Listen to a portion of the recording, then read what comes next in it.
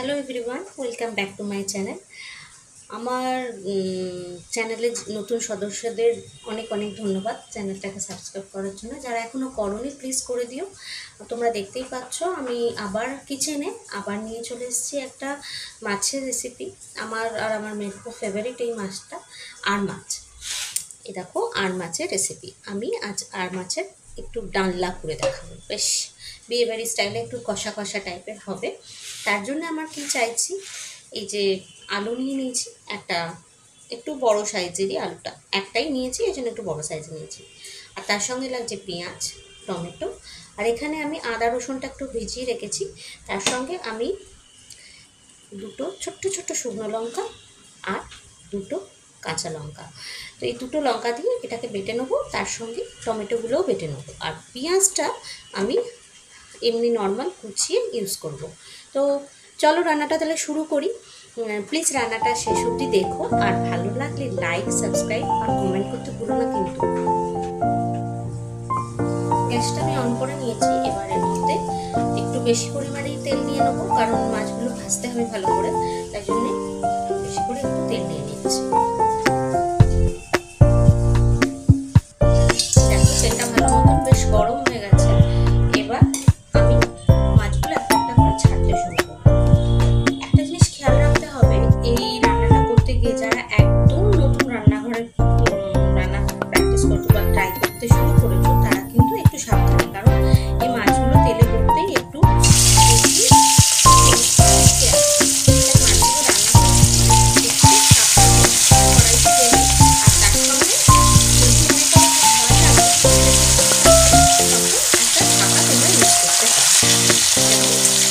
এরকমভাবে একটা ঢাকা দিয়ে ওপরে প্রথম পোর্শনের যে ছিটকে আসাটা তেলটা, সেটা তোমাদের গায়ে এসে আর পৌঁছবে।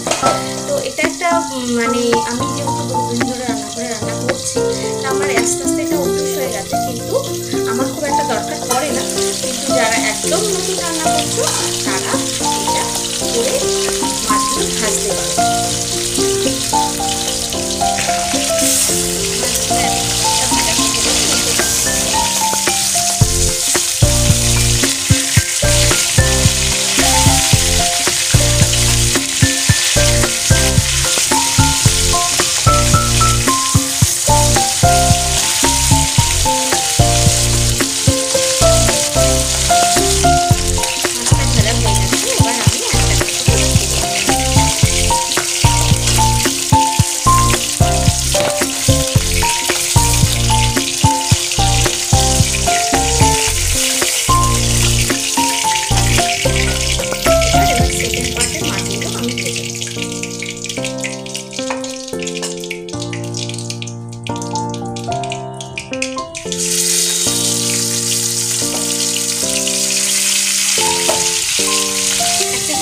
দেখো এই মাছগুলো না খুব কড়া করে তোমরা ভেজো না, তাহলে এই মাছের যে সফটনেসটা ওটা তো নষ্ট হয়ে যায়। তাই যতটা পরিমাণ একটু দেখো এরকম লালচে ব্রাউন টাইপের হয়ে গেলেই তোমরা কড়াই থেকে এটা তুলে নেবে। আমার মাছগুলো সব ভাজা হয়ে গেছে, ভালো করে আমি ভেজে নিয়েছি মাছগুলো। এবার কি করব, এবার আমাকে আলুগুলো ভেজে নিতে হবে। আলুগুলো লম্বা লম্বা করে কেটে নাও আলুগুলো, এবার আমি ভাজতে দেবো।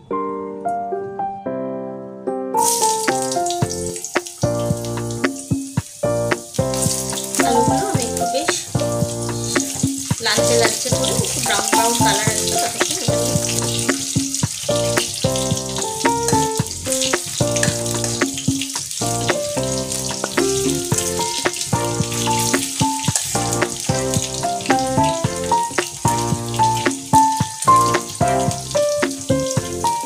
আসলে কি বলতো, যে কোনো রান্নাই একটু যত্ন করে করলেই মনে হয় সেটা মশলা বেশি দিই আর কম দিই, একটু মানে ভালো মন থেকে যদি কোনো রান্না করা যায় এমনি খেতে ভালো হয়ে যায়, তাই না?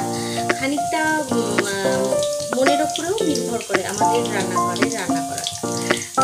কিছু সময় এরকমও হয় যে হ্যাঁ একদম ভালো লাগছে না, শরীর ভালো না, মন ভালো না, রান্না করার মন থাকে, তখন দেখেছি আমি হাজার ভালো করে রান্না অনেক কিছু দিয়ে রান্না করার চেষ্টা করলো, ঠিক রান্নাটা ভালো হয়ে যেতে। আমার সঙ্গে তো এটা অনেক সময় হয়ে গেছে। তোমাদের সঙ্গে হয়েছে কি জানিও কিন্তু কমেন্ট বক্সে। দেখো আমার আলুগুলো প্রায় সুন্দর সুন্দর লালচে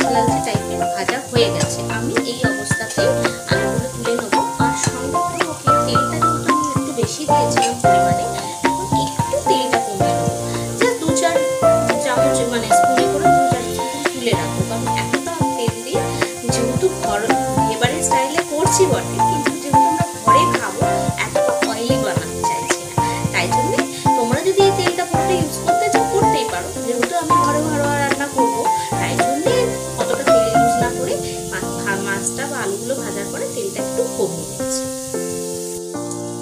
এই দেখো আমি এই চামচ করে জাস্ট 2-3 স্পুন মতন আমি তেল তুলে নিলাম, কারণ কি এতটা অয়েলি আমার দরকার নেই। যদি মনে হয় যে পরে আর একটু তেল দেওয়ার দরকার পড়ছে তখন না ইউজ করে নেবো, এখন আপাতত আর অতটা তেলে রান্না করছি না। এবার আমি পেঁয়াজটা দিয়ে দিচ্ছি। এবার তো ছোটো কিছু করিনি, একটু বড় বড় রেখেছি, কারণ যেহেতু গ্রেভিটা কষাবো মশলার সঙ্গে, তখন এই পুরো পেঁয়াজটাই একদম নরম হয়ে মাখু মাখু হয়ে যাবে। আর পেঁয়াজটা আমি এমনি বেটে অন্য রান্নাতে ইউজ করবো, এটাকে আমি দিচ্ছি না, কারণ একটা অন্যরকম টেস্ট আসবে এই ভাজা পেঁয়াজটা। এই দেখো এই বাটাটা আদা, পেঁয়াজ, রসুন, লঙ্কা আর টমেটো দিয়ে যে পেস্টটা আমি বানিয়েছি মিক্সারে, সেটাই আবার এই সবাই আমি এর মধ্যে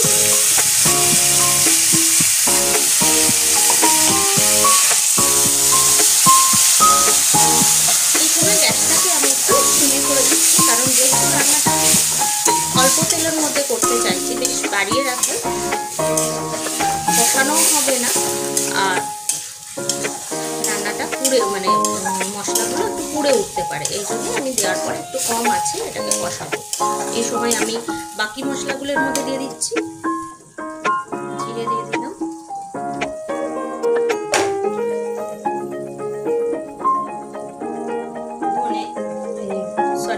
হলুদও দিয়ে দিলাম, আর বাকি রইল নুন।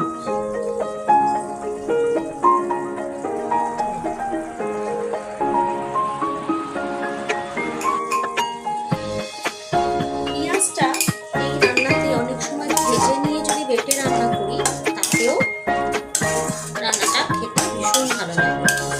আমি আজকে তোমাদের এরকমভাবে করে দেখালাম, যদি তোমরা মনে করো কেউ এরকমভাবে করতে চাও তাহলে সেটাও করতে পারো। দেখো মশলাটা ভালো করে যতক্ষণ না মশলা চারিদিক দিয়ে তেল বেরিয়ে যায়, আমি আগেও আমার কুকিং ভিডিওতে বলে থাকি যে যতক্ষণ না ততক্ষণ কিন্তু রান্নাটা কমপ্লিট হয় না। তাই আমি এবার একটু এটাকে কষানোর পর ঢেকে দেবো।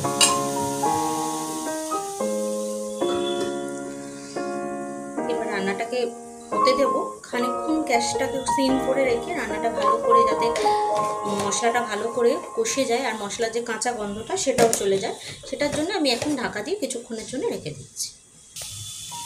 দেখতে পাচ্ছ তো সাইড থেকে আস্তে আস্তে তেল বেরোতে শুরু করেছে, ঢাকা খুলে নেওয়ার পরে বোঝা যাচ্ছে।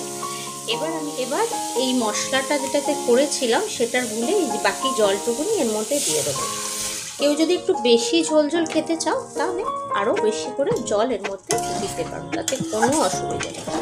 আলুটা তো মোটামুটি ভাজতে ভাজতে অর্ধেক মানে সেদ্ধ হয়ে গেছে, তবুও খানিকক্ষণ এটাকে ঢেকে দিয়ে আরও একটু আমি এর মধ্যে জল দেবো, যাতে মাছগুলো ভালো করে এর মধ্যে মিশে সেদ্ধ মানে মশলাগুলো ঢুকতে পারে, তাই জন্য আরও একটু আমি জল মেশাবো। দেখতেই পেলে আমি জলটা আরও একটু বেশি পরিমাণ দিয়ে দিলাম। আমি একটু ঢেকে দেবো এই সময়, তারপরে একটু সেদ্ধ হয়ে গেলে তখন বাকি মাছ, ঝোলটা ফুটতে শুরু করেছে, এই সময়তেই আমি মাছগুলো এর মধ্যে দিয়ে দেবো। মাছগুলো ভালো করে যাতে এর সঙ্গে ফুটে যায় সেটার জন্যেই আমি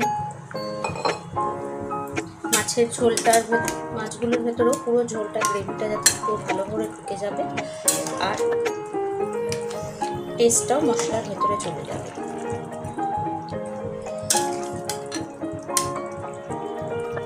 দেখতেই পাচ্ছ রংটা কি সুন্দর এসেছে।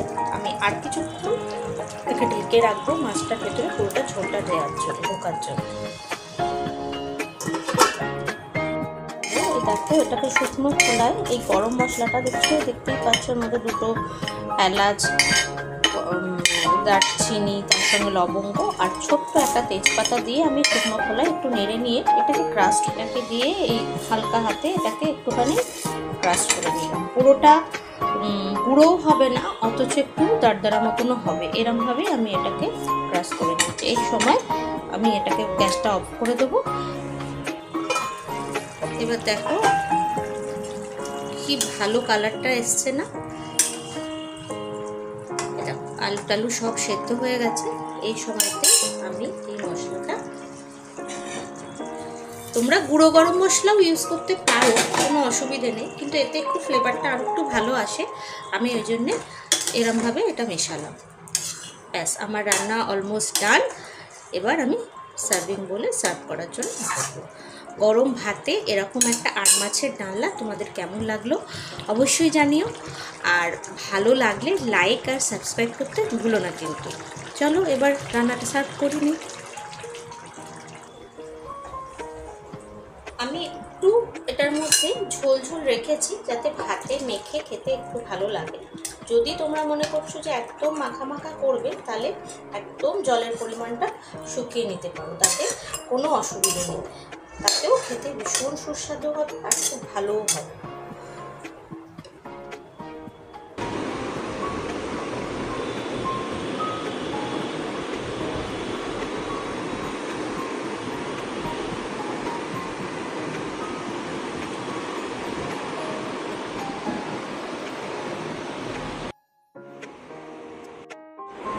আশা করছি এই ভিডিওটা তোমাদের সবার ভালো লেগেছে। আর ভালো লাগলে লাইক আর সাবস্ক্রাইব করতে ভুলো না। নতুন ভিডিও নিয়ে আবার খুব তাড়াতাড়ি চলে আসবো। আজকের জন্য টাটা।